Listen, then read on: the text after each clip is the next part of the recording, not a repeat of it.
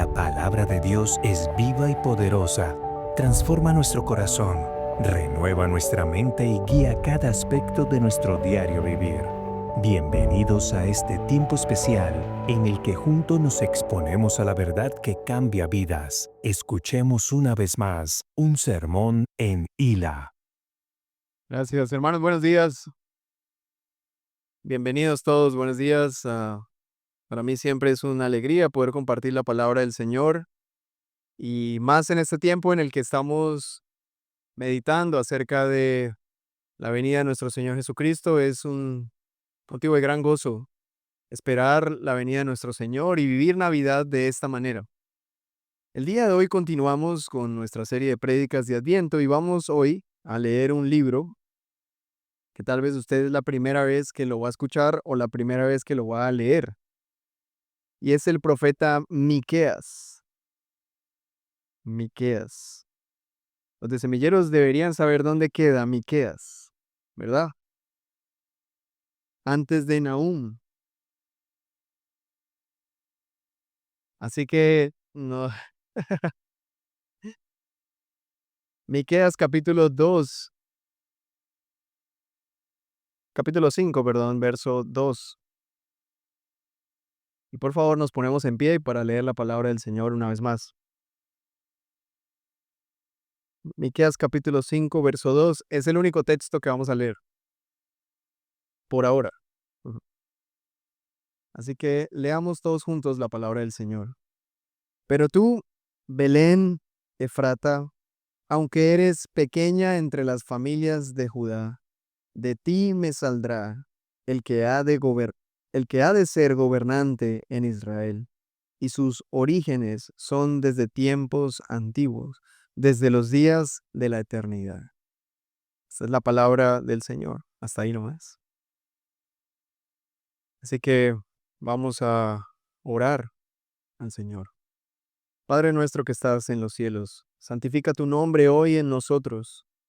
Tu iglesia, santifica tu nombre en aquellos que están aquí sentados y todos los que no te conocen, Señor, santifica tu nombre, trae tu reino y haz tu voluntad. Sabemos, Señor, que no solo de pan vivirá el hombre, sino de toda palabra que sale de la boca de Dios. Así que te pido, Señor, que me uses para traer tus palabras a tu pueblo escogido y permite, Señor, que nuestros oídos estén atentos a lo que nos quieres enseñar y hablar. Te doy gracias porque nos has reunido en esta mañana con el propósito de adorarte y conocerte más y más. Enséñanos, Señor, a adorarte y muéstranos tu verdad. Queremos hoy ser llenos de tu Espíritu Santo. No permitas que volvamos a casa vacíos. Llénanos por tu palabra. Llénanos mientras te adoramos. Llénanos de ti, Santo Espíritu, mientras cantamos, mientras oramos, mientras leemos tu palabra, mientras escuchamos lo que tienes para nosotros. Espíritu Santo, te necesitamos y te anhelamos. Por favor, llénanos. Permite, Señor, que esto que vivimos hoy, esta reunión maravillosa que hoy estamos teniendo, un día pueda ser una realidad en el Baupés, en Puerto Golondrinas, a donde tú nos estás llamando. Señor, sigue llamando a aquellos a quienes han de ser enviados, pero también llama a aquellos que han de enviar. Sigue moviendo nuestros corazones hacia esta comunidad. Llévanos con bien el próximo viaje en enero y sigue abriéndonos camino. Te pedimos todo eso en el nombre de nuestro Señor y Salvador Jesucristo. Amén. Amén. Podemos sentarnos, hermanos. Seguimos asombrándonos juntos, semana a semana en espera de la Navidad. Hace 8 días vimos la llegada de nuestro Señor desde la perspectiva de uno de los profetas mayores. ¿Recuerdan el nombre de este profeta? Isaías, el profeta Isaías. Esto sucedió unos 700 años antes de que Jesús naciera. Y para mí fue un deleite predicar al respecto, ver a nuestro Salvador como un hombre, como Dios y como Rey. Nos maravillamos de su nombre. ¿Alguno recuerda alguno de los nombres que hablamos hace 8 días? Admirable consejero. ¿Qué más? Príncipe de paz. Dios poderoso. Ah, Esos son sus nombres y nos alegramos y nos maravillamos de esto. Y hoy seguimos viendo con asombro la manera como Dios reveló su plan, que es admirable. a través de sus profetas cientos de años antes de su llegada. Pero también quiero que veamos cómo toda la historia de la humanidad está conectada a la vida de nuestro Señor Jesucristo como hombre, desde su nacimiento hasta su segunda venida. Todas las generaciones que han pisado esta tierra se han preguntado o se han asombrado al pensar en Dios, en Jesús. Todas se han preguntado quién es Dios o quién es Jesús. Nosotros, 2000 años después de su venida, nos preguntamos, ¿quién es este Jesús? ¿Quién es el bebé en el pesebre? ¿Quién es este niño lleno de sabiduría? ¿Quién es el Jesús que celebran cada año los cristianos? ¿Quién es Jesús, el Dios de los evangelios, que murió, resucitó y ascendió a los cielos? ¿Y quién es este que dicen que volverá? Por miles de años antes de su venida, también los creyentes se preguntaban, ¿quién es este que ha de venir? Porque, hermanos, hubo gente que creyó en Cristo antes de que Cristo viniera al mundo. Nosotros tenemos el privilegio de vivir después de que Cristo vino al mundo, pero hubo creyentes antes de que nuestro Señor Jesucristo se hiciera hombre y ellos también se preguntaban, ¿quién es este que ha de venir? ¿Cómo será? ¿Cómo vendrá? ¿Cómo aparecerá? ¿Qué es lo que va a hacer? Es más, las personas que vivieron con Jesús también tuvieron la misma pregunta, y aunque ellos tuvieron el privilegio de caminar con Jesús, de verlo, de escucharlo, y yo me alegro por ellos porque tuvieron ese privilegio, pero incluso ellos viéndolo, tocándolo, escuchándolo, se preguntaban, ¿quién es este y de dónde viene? Incluso algunos decían, ¿no es este el hijo del carpintero? ¿De dónde este tiene tanta sabiduría? ¿No es este el hijo de José y de María? Pues, hermanos, todos nos hemos preguntado en algún momento, y yo espero que si usted nunca se lo ha preguntado, hoy se lo pregunten. ¿Quién es este niño en el pesebre? ¿Quién es? Jesús. Pues 700 años antes de la aparición de nuestro Señor Jesús como hombre en la tierra, vivió un hombre en una pequeña ciudad de Judea llamado Miqueas. Este profeta vivió en el mismo tiempo de Isaías, así que el contexto de la profecía de Miqueas es el mismo de Isaías.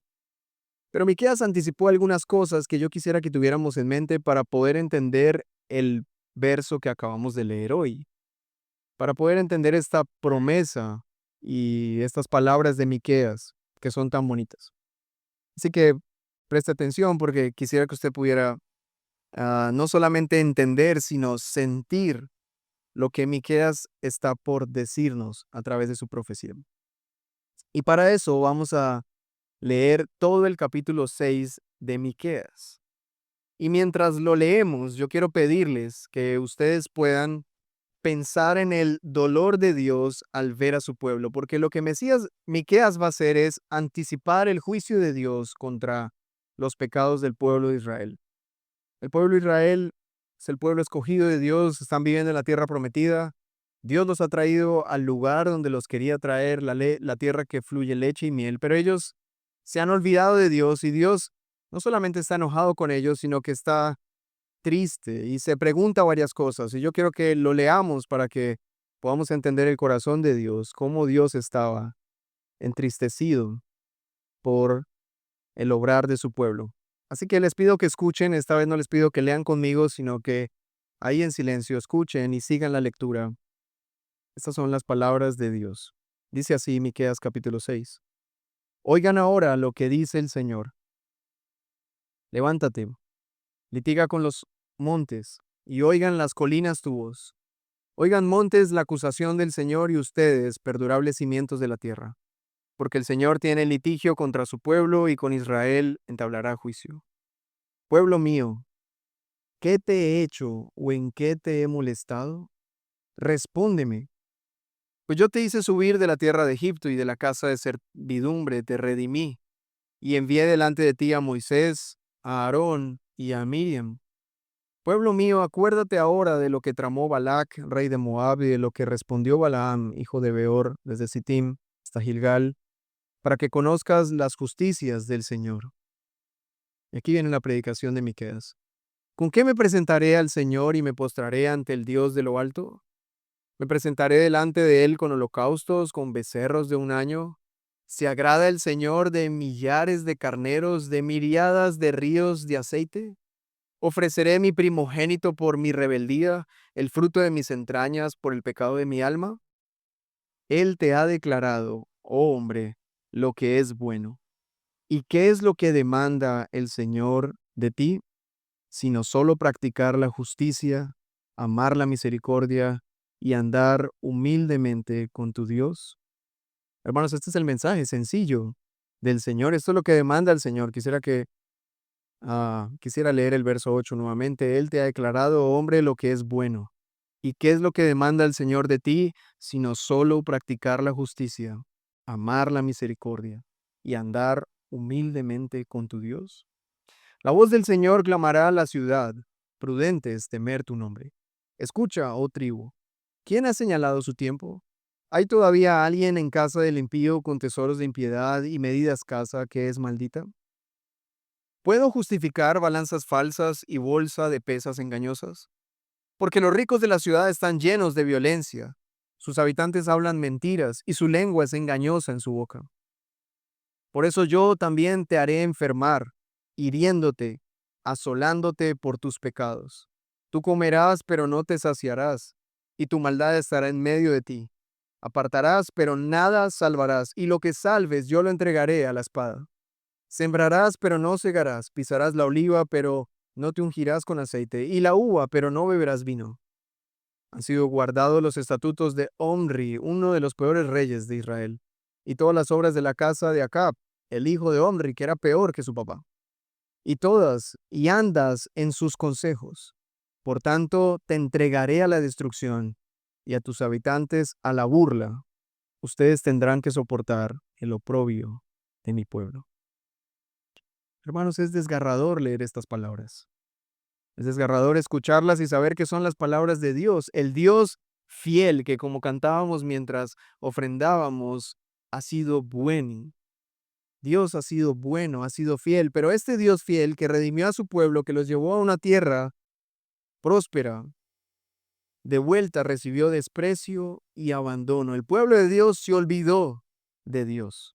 ¿Y qué es lo que hace Dios cuando su pueblo se olvida de Él? Pues Él se levanta para juzgarlos. Se levanta para señalar sus pecados, se levanta para juzgarlos, traer juicio en contra de ellos, para disciplinarnos, porque Dios al que ama, disciplina y reprende a todo el que tiene por hijo. Pero no es lo único que hace.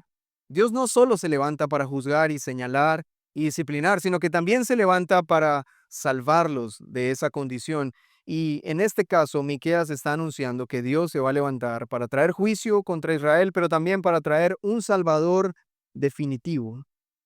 Y esto es algo que Dios hace constantemente. Dios anuncia en medio de un juicio la salvación, tal como en los días de Adán y Eva y la serpiente. Justo en medio de la maldición a la serpiente, Dios dice en Génesis capítulo 3, verso 15, le dice Dios a la serpiente, pondré enemistad entre tú y la mujer, y entre tu simiente y su simiente. Él te herirá en la cabeza y tú lo herirás en el talón.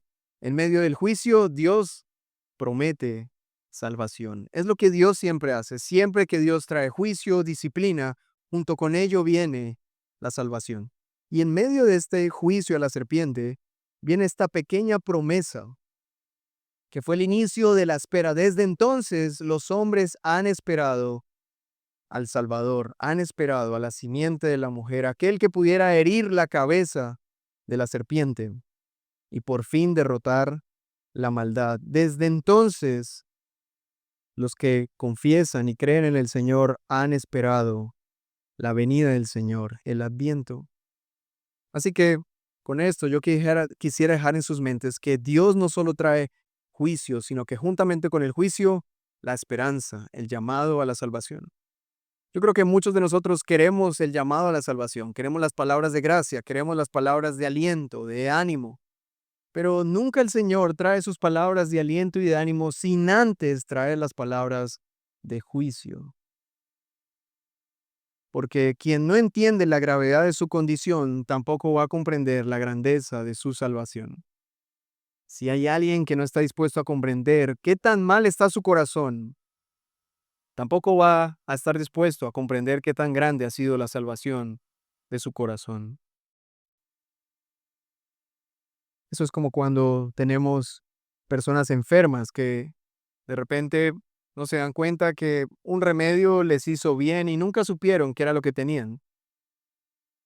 Pero distinto a cuando hay una persona que ha tenido un diagnóstico, ha pasado mucho tiempo sufriendo a causa de ese diagnóstico y de repente encuentra una cura y toma la cura y se sana. ¿Cómo estará esa persona después de ahí?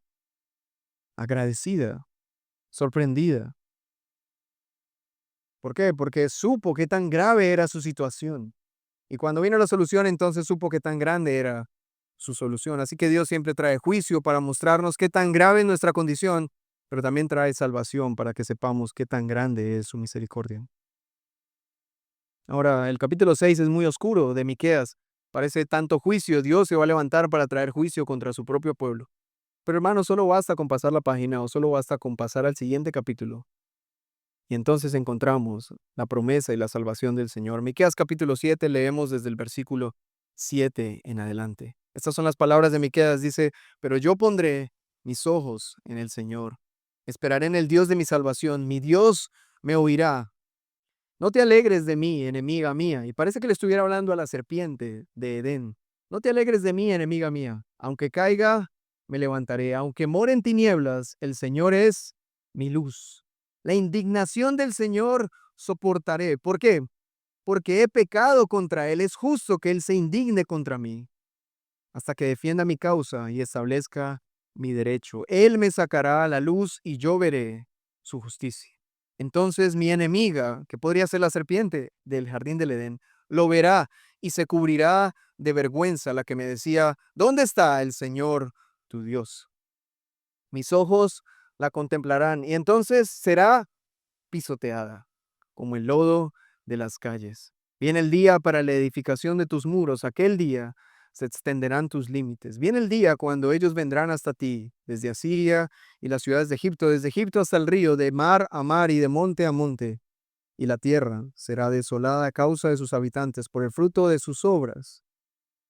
Y aquí Miqueas habla acerca de nuestro Señor. Pastorea tu pueblo con tu cayado, el rebaño de tu heredad, que mora solo en el bosque, en medio de un campo fértil, que se apacienten en Basán y Galaad, como en los días de antaño. Como en los días de tu salida de la tierra de Egipto, te mostraré milagros. Verán las naciones y se avergonzarán de todo su poderío. Se pondrán la mano sobre la boca, sus oídos se ensordecerán.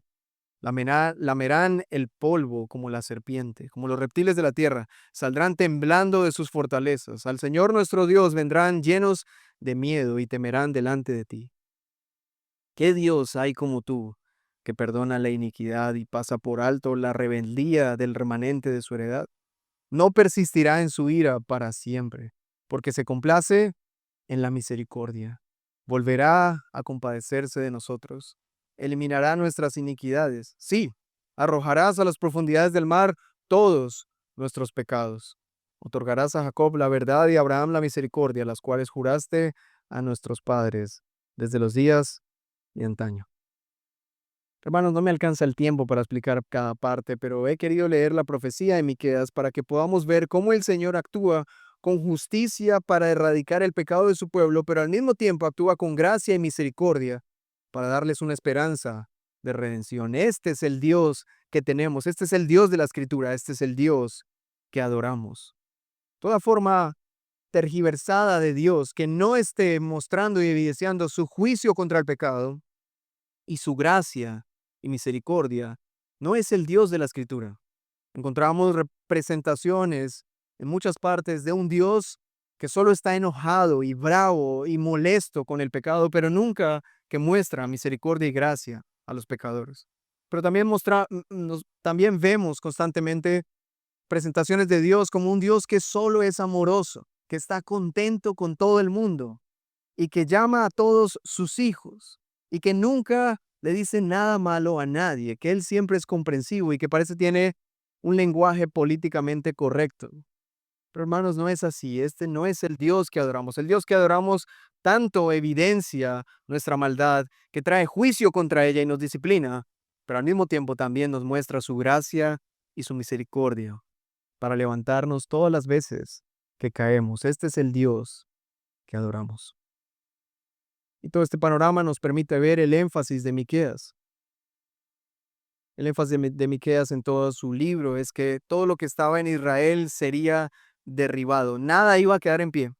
Los reyes iban a ser derribados, las ciudades iban a ser derribadas, los ricos iban a ser derribados, todo sería derribado, nadie iba a quedar de pie. Y lo único que iba a quedar de pie iba a ser exiliado. Es decir, Dios iba a traer desolación, destrucción, pero había una sola cosa que iba a quedar de pie. Y lo que iba a quedar de pie eran las promesas de Dios. Dios derriba todo menos sus promesas. Dios derriba la maldad, Dios derriba el pecado, Dios derriba la idolatría, incluso nos derriba a nosotros, nos humilla, nos quebranta, pero hay algo que Dios nunca va a derribar y son sus promesas.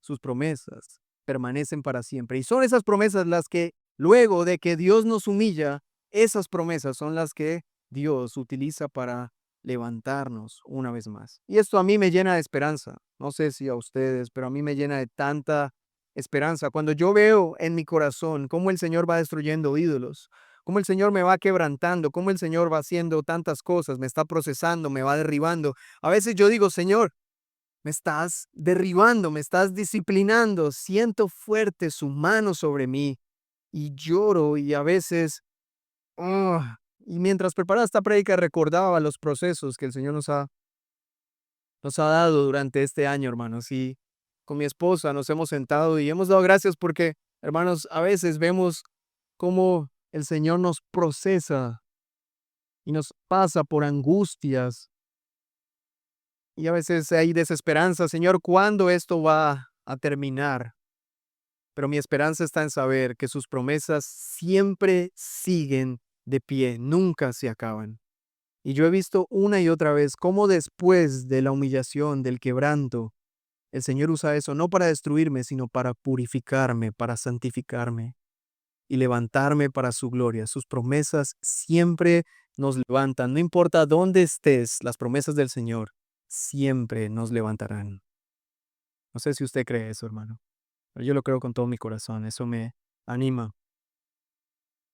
Ahora la pregunta es, ¿cómo es que Dios va a traer esto? ¿Cómo lo va a hacer? ¿Cómo es que Dios va a traer un nuevo tiempo a su pueblo? ¿Cómo es que se compadecerá de su pueblo? ¿Cómo cumplirá su promesa? Pues el domingo pasado vimos que Dios va a hacer eso, o lo hizo a través de un niño. Vimos que Dios lo iba a hacer a través de un niño, lo cual habla de la naturaleza humana de Jesús. Pero Isaías también dice que lo hará a través de un hijo que nos ha sido dado, lo cual habla de su naturaleza divina. Así que lo que Dios va a usar para traer esperanza y el cumplimiento de sus promesas es a un hombre que al mismo tiempo es Dios. En nuestro pasaje de hoy no se nos habla directamente de la naturaleza de Jesús, sino más bien de su procedencia. La pregunta de Miqueas es, ¿de dónde vendrá el Mesías? La pregunta de Isaías es, ¿quién es el Mesías? Y nos respondió Isaías que el Mesías era un hombre, Dios y rey, admirable consejero, Dios fuerte, príncipe de paz. Pero Miqueas nos va a responder de dónde vendrá. Así que leamos una vez más nuestro pasaje. Miqueas 5:2. Pero tú, Belén Efrata, aunque eres pequeña entre las familias de Judá, de ti me saldrá el que ha de ser gobernante en Israel, y sus orígenes son desde tiempos antiguos, desde los días de la eternidad. Y aquí tenemos otra vez dos orígenes. En Isaías teníamos dos presentaciones, un niño y un hijo. Ahora, aquí en Miqueas tenemos dos orígenes. ¿Cuál es el primer origen? Belén. De Belén. Es decir, este es un origen terrenal. El rey viene de Belén. Esto habla de su naturaleza humana. Que Jesús venga de Belén habla de su naturaleza humana. Allí nacerá, allí será el inicio de su vida humana. Pero luego hay otro origen. ¿Cuál es el otro origen? Y sus orígenes son desde tiempos antiguos y aún más allá, desde los días de la eternidad. Así que él tiene otro origen, la eternidad. que al final no es un origen, ¿verdad? Porque no tiene principio. Él siempre ha sido. El que siempre ha sido desde la eternidad, ahora tendrá un inicio. El eterno tendrá un principio como humano. ¿Y de dónde vendrá? De Belén. Y por eso la predicación de hoy se titula El Rey Eterno. El Rey Eterno. Pero veamos el primer origen, el terrenal. En primer lugar, el rey viene de Belén. Belén Efrata, una ciudad pequeña entre las familias de Judá. Usted hoy en día puede ir a Belén. Es una ciudad que existe. E increíblemente, a pesar de que Belén Efrata tiene tanta fama, Belén todavía sigue siendo una ciudad muy, muy pequeña. Y me parece interesante esto, que incluso Dios en su providencia no permita que Belén crezca. Porque, hermanos, tal vez el turismo o la fama de Belén pudiera hacer que Belén se hubiera convertido en una ciudad enorme, grande, pero no, sigue siendo pequeña. Para recordarnos de ahí, de ese pequeño lugar, Jesús proviene, Él nació. Ahora, Belén no solo representa un lugar donde nacer, sino también representa la dinastía y el linaje, porque la ciudad de Belén, aunque pequeña, es la ciudad donde nació el rey David, el rey de Israel, aquel de quien se dijo que era un hombre conforme al corazón de Dios. Y es importante que sea la misma ciudad del rey David porque a través de David Dios había establecido el gobierno del pueblo de Dios. En 2 de Samuel capítulo 7, verso 16 dice lo siguiente. Esto se le dice Dios a David: tu casa y tu reino permanecerán para siempre delante de mí. Tu trono será establecido para siempre. Ahora, piensen en esto. ¿David murió algún día? Sí, murió David. ¿Resucitó David algún día? No, todavía no ha resucitado. Y dice, ¿cómo es posible que el reino de David continúe a través de sus hijos? ¿Pero sus hijos murieron algún día? Claro que sí. Así que la promesa de que el reinado de la casa de David fuera para siempre era que un día uno de los hijos de David, aunque nacería y moriría, resucitaría para nunca más morir y entonces gobernar como rey para siempre al pueblo de Dios. Así que cuando Miqueas dice, pero tú, Belén Efrata, aunque pequeña, de ti me saldrá un gobernante, está hablando de Jesús, el Mesías, que iba a ser hombre, hijo de David, pero iba a ser un rey que reinaría por siempre, porque no era cualquier hombre, sino que era un rey eterno, uno que duraría para siempre. En 2 de Samuel capítulo 5, verso 12, David comprendió estas palabras y dice el verso 12, y comprendió David que el Señor lo había confirmado por rey sobre Israel y que había exaltado su reino por amor a su pueblo Israel. Pero David entendía que no era él, que no era su reino, sino era el reino de Dios, de su Hijo. Así que en los tiempos de David al Señor le plació levantar un rey cuyo linaje se extendería por siglos hasta que un día llegara el Rey eterno, aquel que gobernaría a su pueblo para siempre. Esta fue la promesa que escuchó María, la mamá de Jesús, cuando el ángel Gabriel le anunció su llegada. En Lucas capítulo 1, versos 32 y 33, dice así, lea conmigo, este es un texto que vale la pena leer a gran voz. Dice el ángel Gabriel a María, este será grande y será llamado Hijo del Altísimo, y el Señor Dios le dará el trono de su padre David, y reinará sobre la casa de Jacob para siempre, y su reino no tendrá fin. Así que Miqueas nos está anunciando que el Mesías, el Salvador del mundo, tendrá un origen terrenal. Él vendrá de la pequeña ciudad de Belén, será hijo de David, recibirá el trono de David, su padre. Pero ese trono de David, su padre, era un trono terrenal, un trono que había sido establecido terrenalmente para los hombres, porque el trono de Dios, siempre lo había ocupado el Hijo de Dios. Ahora, hermanos, volviendo al tiempo de Miqueas, esta es una predicación difícil porque estamos yendo en Miqueas a nuestros tiempos, a los tiempos de Jesús, a los tiempos de Adán y Eva, a los tiempos del rey David, así que trate de seguirme. Volvamos a los tiempos de Miqueas, 700 años antes de que Jesús apareciera. Hermanos, en los tiempos de Miqueas, el reino de Dios se había dividido, el pueblo de Dios se había dividido en dos reinos, el reino de Israel y el pueblo de Judá. Israel, que era el pueblo más grande, las 10 tribus de Israel, se habían separado o se habían rebelado contra la dinastía de David. Un día dijeron, ¿quién es David? ¿Y qué es la casa de David? Nosotros no le vamos a rendir pleitesía a David. E Israel se separó del reinado de David. Y esa rebeldía le costó caro al pueblo de Israel. Porque hermanos, nosotros tenemos la libertad para escoger el rey que queremos, pero no tenemos la libertad para escoger las consecuencias de escoger esos reyes.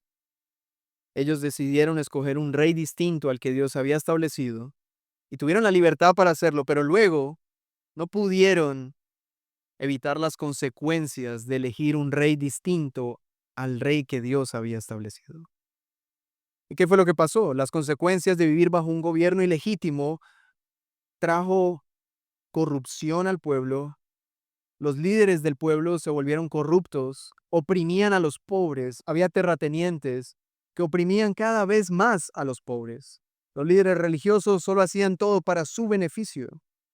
Así que había una gran crisis social, moral, había una crisis de adoración, ya no se adoraba a Dios y en consecuencia el pueblo entró en gran pecado y Dios se cansó de ese pecado. Y entonces trajo como resultado el juicio de Dios, un juicio justo para todo esto. Y Dios lo anuncia, yo voy a traer juicio contra los líderes de Israel. Ellos se han olvidado de mí. Pero, como les he venido diciendo, en medio del juicio también Dios declara una esperanza.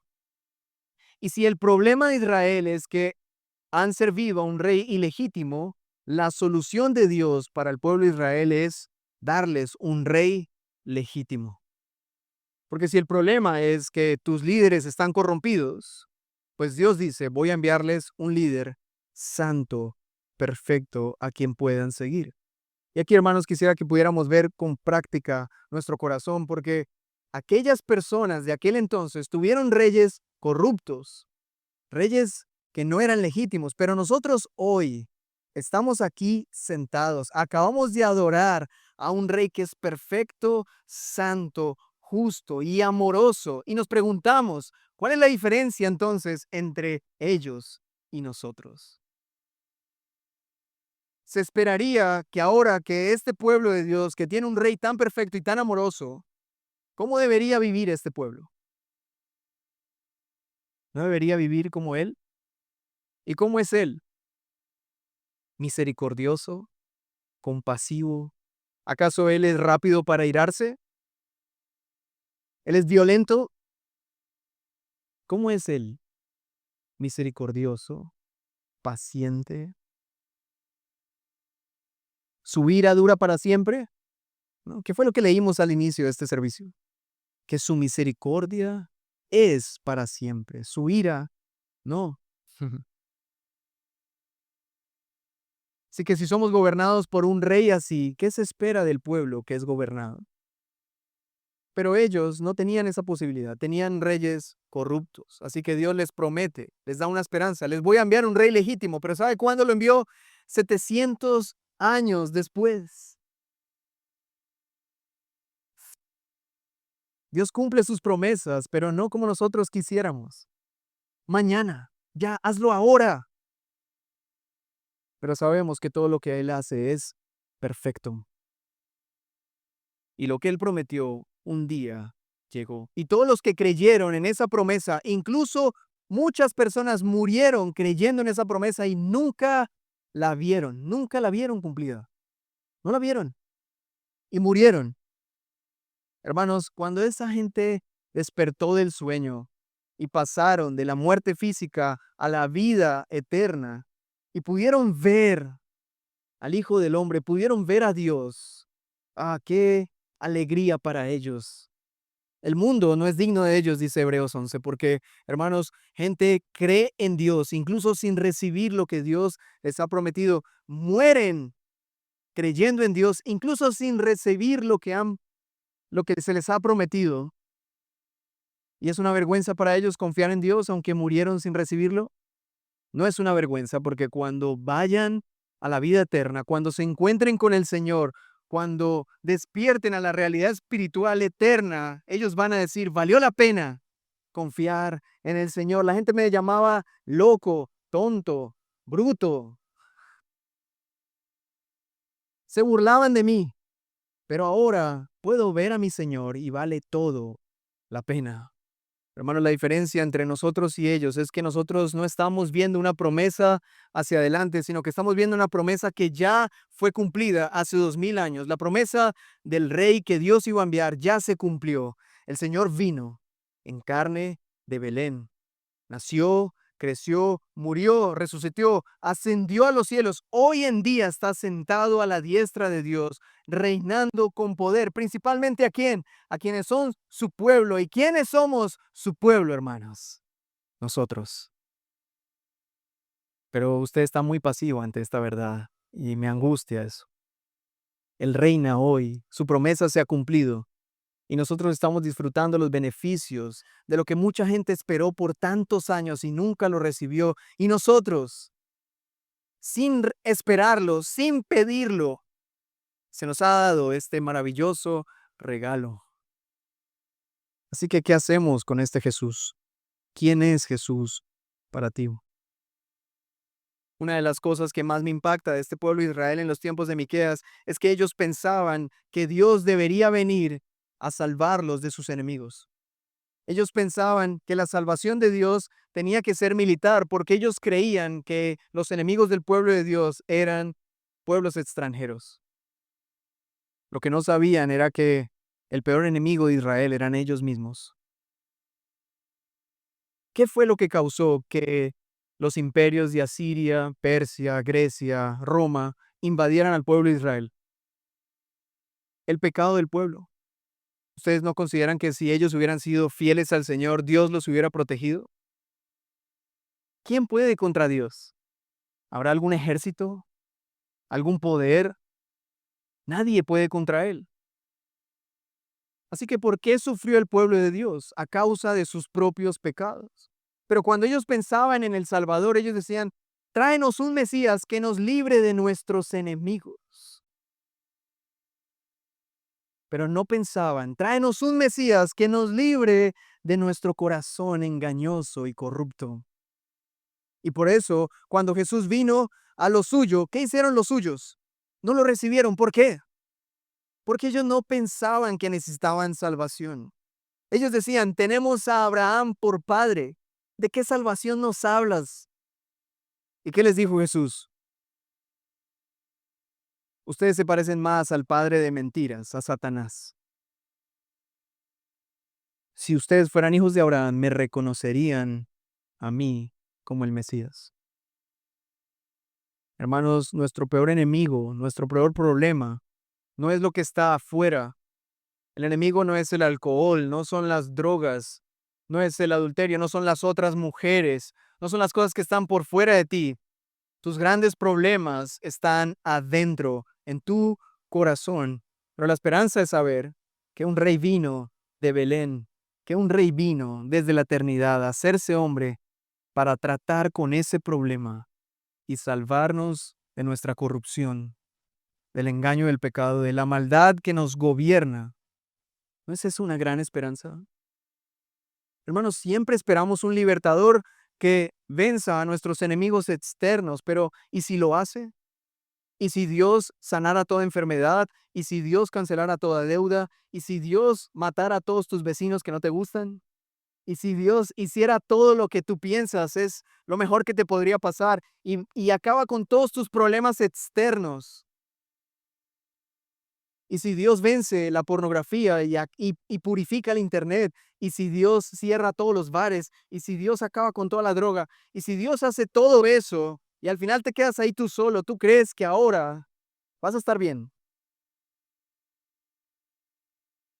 Cuando todo eso pase, amanecerá y te darás cuenta que nada de eso era tu problema. Y ahí estarás frente al espejo diciendo, ah, soy yo. Mm, Por eso el Señor no ha venido a traer un evangelio que te salva de cosas externas. Él ha venido a traer un evangelio que te anuncia: estoy yendo por tu corazón. No estoy detrás de tus enemigos para matarlos, estoy detrás de tu corazón para hacer de ese corazón un nuevo corazón. El caso es que nos encantaría que lo que Dios haga con nuestro corazón sea: aquí está nuestro corazón muerto, y Dios dice, vive. Y el corazón de repente, no, no es así. Pasar un corazón de muerte a vida demanda muerte, sangre, dolor. Nuestro corazón muerto merece muerte. Y es extraordinario pensar que para que eso se cumpliera, el Señor Dios le dio un cuerpo a su Hijo amado. Lo puso en el vientre de una virgen, un día nació y el bebé estuvo envuelto en pañales, y ese pequeño bebé, ese cuerpo que podían tocar, algún día crecería y sería lo que Dios usaría para traer muerte y sangre. Muerte y sangre que nuestros corazones muertos necesitan para volver a vivir. ¿No es extraordinario eso? Que el Señor estuvo 9 meses siendo formado en el vientre de María, y su cuerpo fue maravilloso, perfecto, nació, todos sus manitos hermosas, y podían ver sus manos, y esas manos fueron creadas para que un día los clavos lo traspasaran. No creó Dios un cuerpo a Jesús para que lo admiráramos en su cuerpo físico. Creó un cuerpo, Dios, a Jesús, para que nos admiráramos de cómo ese cuerpo fue usado para castigar nuestra maldad y nuestro pecado. En ese cuerpo el Señor decidió poner todos nuestros pecados y nuestras transgresiones y matar en ese cuerpo nuestros corazones muertos. Pero cuando Él resucitó, hermanos, esa es la esperanza gloriosa de los que creemos en Él. Cuando Él resucitó, esa señal, la resurrección, nos recuerda que así como nuestros corazones murieron en la cruz, también nuestros corazones resucitaron juntamente con Él. Y Él volvió de la muerte para traernos vida y darnos corazones nuevos y vivos. Y hermanos, cuando pasamos de muerte a vida, no sucede tan tranqui. Dios va a matarnos. Dios quiere destruir nuestros corazones de piedra. ¿Pero para qué? ¿Para destruirnos? ¿Para matarnos? ¿Para acabarnos? No. Siempre que Dios trae juicio, lo hace para salvarnos. Y así como en los tiempos de Miqueas, el pueblo de Dios fue llevado a esclavitud, al exilio, Dios lo hizo para salvarlos. Y algunos de ustedes aquí están a punto, o quizás ya están tocando fondo, y se preguntan, ¿por qué todo esto? ¿Por qué el Señor hace eso? ¿Por qué me quebranta? ¿Por qué me pasa esto? Y algunos están aquí solo por eso, porque ya no encuentran salida, solución. Pero el Señor está dispuesto a más. Si piensas que hasta ahora ha sido difícil, duro, el Señor está dispuesto a más. Él quiere derribarte más, Él quiere destruirte más. ¿Por qué? Porque no quiere que quede una sola pizca de lo que eras, y quiere construir algo nuevo en ti. Y entonces un día decimos: Señor, gloriosa pérdida, glorioso quebranto, gloriosa humillación, que me hizo ver la luz de mi Señor, y mi vida nunca más fue igual. Eso es lo que cantamos aquí todas las veces que podemos, hermanos. Dios iba a darnos un rey terrenal, un rey humano. Pero en segundo lugar y por último, el rey es eterno, el rey eterno. Así lo dice Miqueas capítulo 5, verso 2, la parte final: y sus orígenes son desde tiempos antiguos, desde los días de la eternidad. Yo no sé si a usted le ha pasado, pero a mí me pasó que una vez mi hijo me preguntó: ¿a Dios quién lo creó? ¿A alguien le han preguntado eso? ¿Quién creó a Dios? Seguramente usted de pequeño preguntó eso. ¿De dónde viene Dios? ¿Cuándo empezó a ser Dios? Esta pregunta la podemos responder a través de Miqueas capítulo 5, verso 2, o a través de Isaías, para poder dar a entender a nuestros hijos que Dios es eterno, pero que Jesús tuvo un inicio en su naturaleza humana. Podemos hablar a nuestros hijos de la doble naturaleza de Jesús. Jesús fue hombre y como hombre tuvo un inicio y viene de Belén.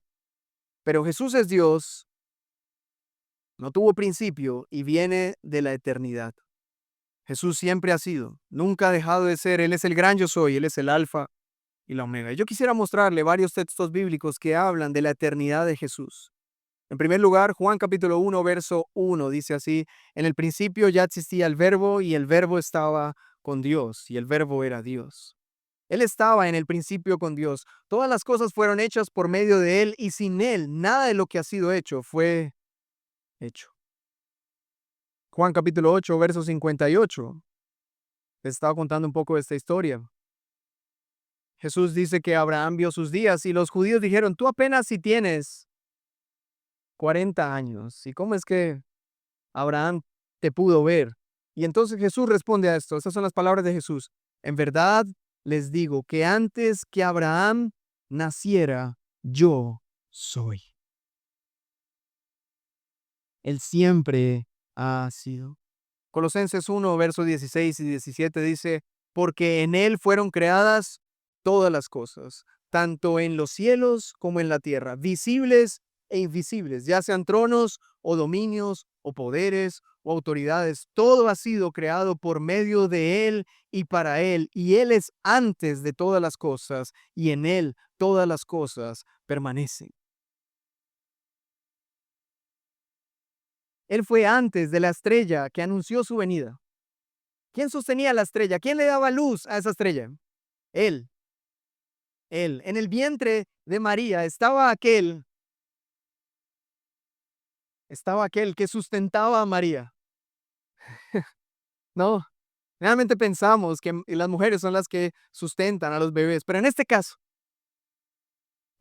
era el bebé quien sustentaba a esta mujer. Y el sustento de esta mujer, que venía de aquel que no tiene principio, aquel Dios eterno, sustentaba a este nuevo cuerpo que iban a ser, la naturaleza humana de nuestro Señor. Hebreos capítulo 1, verso 1 al 3a dice: Dios, habiendo hablado hace mucho tiempo, en muchas ocasiones y de muchas maneras a los padres por los profetas, en estos últimos días nos ha hablado ¿por quién? Por su Hijo, a quien constituyó heredero de todas las cosas, por medio de quien hizo también el universo. Él es el resplandor de su gloria y la expresión exacta de su naturaleza, y sostiene todas las cosas por la palabra de su poder. Su origen es eterno, hermanos. Él no es solo un bebé en un pesebre, es el Hijo eterno de Dios hecho hombre. Ese es nuestro Salvador, un Dios eterno. Ahora, primera de Juan, capítulo 1, verso 1 al 3, dice algo más. Y aquí viene la conclusión para que usted se agarre bien de su silla y piense cómo va a vivir de aquí en adelante luego de escuchar estas palabras. Primera de Juan 1, 1 al 3 dice: lo que existía desde el principio, lo que hemos oído, lo que hemos visto, dice Juan, con nuestros propios ojos, lo que hemos contemplado y lo que han tocado nuestras manos, esto escribimos acerca del verbo de vida. Y la vida, ¿la qué? La vida se manifestó. Nosotros la hemos visto. Así que, ¿quién es la vida? Jesús. Y damos testimonio y les anunciamos a ustedes la vida eterna que estaba con el Padre y se manifestó a nosotros.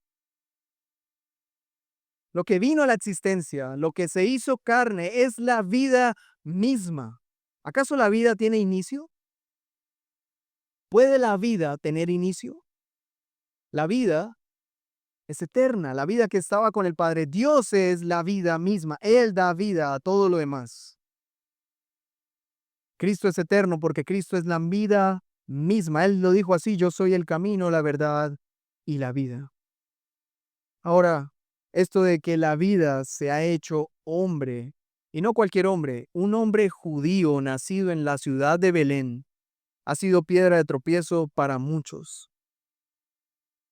Y aquí muchos se ofenden. Y esta es la razón por la que muchos rechazan a Jesús. ¿Por qué tengo yo que adorar, servir y obedecer a un hombre que viene de Belén, que nació de una virgen, que vivió en Nazaret, que fue itinerante por caminos olvidados y tierras lejanas, atendiendo a pobres, sanando enfermos. Yo podría pensar de Jesús que es un gran hombre, un gran profeta, un gran maestro, pero aquí es donde se hace decisivo la manera como vemos a Jesús, y es que Jesús no nació en Belén Efrata solo para decirnos que es un hombre, nació en Belén para decirnos que este niño es rey. Este niño no es un hombre, es rey. ¿Qué implicaciones tiene eso? ¿Y por qué esto es piedra de tropiezo para muchos? Y la razón es que esta verdad implica que no somos autosuficientes, que no podemos vivir bajo nuestros propios derechos, que hay una vida suprema que siempre ha existido, que hay un ser humano que verdaderamente es rey, que hay un ser humano que está por encima de nosotros, que hay un Dios que es eterno, que se hizo hombre. Y lo único que podemos hacer con este judío, hombre de 30 y tantos años, es postrarnos y adorar. Lo único que podemos hacer con este bebé judío en un pesebre en Belén Efatra, al verlo, es postrarnos y adorar. No solo podemos decir, ah, qué lindo el niño, tan bonito, tan especial, tan tierno, tan maravilloso. No, no, no. Lo que hacemos al ver este bebé es postrarnos y adorarle. Pero yo les pregunto a cada uno de ustedes si eso es lo que ustedes han hecho. Nos gusta hablar de Jesús como un buen amigo, como la paz, como la vida. Él es tan especial, tan bueno, tan maravilloso. Él es tan hermoso. Pero cuando llegamos a este punto y yo te pregunto, ¿es para ti Jesús el Rey eterno? ¿Es el Rey de Reyes? Cuando se habla de Jesús, ¿cuál es tu actitud? ¿Cuál es la actitud de tu corazón cuando escuchas este nombre, Jesús? ¿Qué es lo que haces cada mañana al despertar? ¿Rindes pleitesía al Señor? ¿Te postras ante Él? ¿Algún día siquiera te has arrodillado ante su presencia? Y no solo físicamente, sino has doblegado tu voluntad para que sea solo lo que Él dice. Y si Él es rey, ¿qué se espera de los que lo ven como rey? Que cuando Él hable, ¿qué digan los que son suyos? ¿Qué tienen que decir? ¿Qué se espera que digan los ciudadanos de un reino amoroso y glorioso, que tienen un rey supremo? Cuando Él habla, ¿qué deben decir estos ciudadanos? ¿Qué dirías tú? Sí y amén. ¿No es así como deberíamos responder todos? Sí y amén. La palabra del Señor dice que no deberías codiciar a una mujer. ¿Qué es lo que tú tienes que decir a eso? Sí, amén. La palabra del Señor dice, no robarás. ¿Qué tú deberías decir a eso? Sí y amén. Hermanos, nos hemos confundido mucho al pensar que Dios invita a las personas, que Dios invita a las personas, les da una invitación, manda una cartica. ¿Te gustaría ser parte de mi reino? Hermanos, ese no es el rey que tenemos. El Dios poderoso y soberano, que es rey de reyes, demanda, no invita, demanda. Ahora, ¿qué es lo que demanda? ¿Cuál es el primer y más grande mandamiento? Amarlo. ¿Qué clase de rey es este? Él no nos invita a amarlo, nos demanda que lo amemos. ¿No es glorioso nuestro rey? Pero ¿no es decepcionante nuestra respuesta a su reino? La palabra del Señor dice, no se unan en yugo desigual. ¿Qué tenemos que decir a eso? Sí y amén. La palabra del Señor dice, sean pacientes los unos con los otros. ¿Qué tenemos que decir a eso? Pero ¿qué es lo que decimos cuando escuchamos esas palabras? Ay, Señor, pero es tan difícil. Ser paciente es muy difícil, Señor.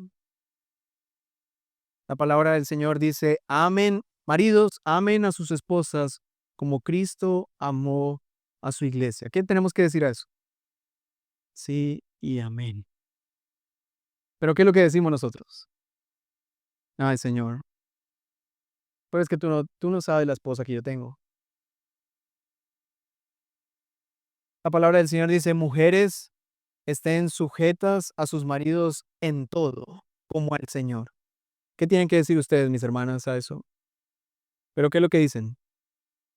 Ay, Señor,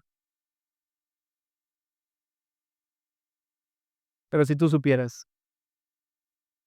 La palabra del Señor dice, den con alegría, sean generosos. ¿Y qué es lo que decimos nosotros? Señor, pero tú no sabes, el agua cada vez está más cara. ¿Qué es lo que tenemos que decir? Sí y amén. ¿Acaso Él no es digno de que digamos esas palabras? Sí y amén. ¿No es digno el Señor? ¿No es digno Él? Él vino con su ejército y nos puso una pistola en la cabeza para que respondamos sí, amén. Trajo sus ángeles, su ejército de ángeles, para doblegarnos y decirnos, ¿se rinden o no se rinden? Lo hizo así. Nació en Jerusalén, en el palacio, y se puso en lo más alto del templo y demandó a todo el mundo, arrodíllense ya o los mato a todos. ¿Fue así como Él nos conquistó? ¿Cómo lo hizo?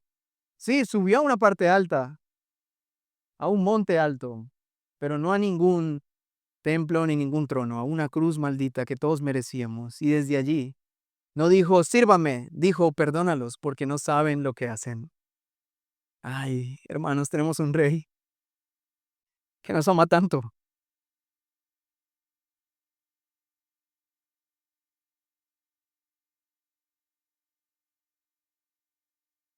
¿Cómo despreciar a nuestro rey, hermanos? ¿Cómo no escucharlo? Sus palabras nos estremecen. Nos ama el Señor. ¿Qué debería hacer este rey con todos los que no le obedecen? Si Él es justo y poderoso, ¿qué haría Él? Destruirnos. ¿Pero qué hizo? Se destruyó a sí mismo. Nació, se hizo un cuerpo, hermanos. Se hizo como uno de nosotros. Él era espíritu. ¿Tenía el Señor manos? No. ¿Tenía el Señor pies? No. ¿Tenía ojos? No. Porque Dios es espíritu, pero le plació a Dios hacerse un cuerpo, hermanos, hacerse un bebé, tener manos, ser como nosotros. Y así, estando como hombre, entregar todo su cuerpo, toda su sangre y experimentar la muerte por amor a nosotros. Y cuando resucitó, me encantan las palabras de nuestro Señor Jesucristo a Pedro cuando resucitó. ¿Qué le dijo el Señor a Pedro? Pedro, ¿me amas? Esas son las palabras de nuestro Rey. Nos pregunta el Señor, ¿me amas? Te pregunta a ti, ¿me amas? ¿Ustedes aman al Señor? ¿Lo aman? Porque Él nos ha amado con amor eterno. Ese es el Rey que adoramos, hermanos. Adoremos al Señor. Padre nuestro, te damos gracias. Señor, gracias por tu amor. Para siempre es tu misericordia. No nos has destruido por tu misericordia, Señor. Aquí estamos, Señor, como tu pueblo, recordando este regalo que nos ha sido dado. Pero reconocemos y nos arrepentimos, Señor, porque nos da más alegría los regalos superficiales y banales que algunos destaparemos el 24, el 25, Algunos esperan más con ansias el 24 para recibir el iPad, el carro, la moto, la ropa, las medias. Nos alegran unas medias. Señor, ese es nuestro corazón. Valoramos tan mal todo. Lo valoramos mal. A lo valioso lo tratamos como nada y a la nada la tratamos como valiosa. Un pedazo de aluminio y de metal con una pantallita de una luz que se desgasta y que hay que cargarla cada nada. Nos trae ilusión, nos anima, nos parece la cosa más increíble, pero la luz del mundo que nunca se apaga, que ni la muerte pudo apagarla y que brilla y resplandece y trae vida a todos. No la valoramos, Señor. Ayúdanos en esta Navidad a valorar la luz que ha venido al mundo, luz de luz, Dios de Dios, Rey de Reyes. Ayúdanos, Señor, que necesitamos. Nuestros ojos no ven, nuestros ojos no ven. No ven la belleza de nuestro Cristo amado. Abre nuestros ojos, Señor. Abre nuestros ojos, déjanos ver tu gloria. Abre nuestros oídos, déjanos escuchar tus palabras. Dale entendimiento a nuestros corazones para que podamos comprender la belleza de nuestro Señor y vivir para Él. Y entonces cada vez que el Señor abra su boca, nosotros respondamos sí. Amén. Cueste lo que cueste. Pase lo que pase. Te amemos más que a cualquier otra cosa, Señor. Enséñanos a amarte con todo nuestro corazón, con toda nuestra alma, con toda nuestra mente, con todas nuestras fuerzas. Y al lado tuyo, aborrecer todo lo demás.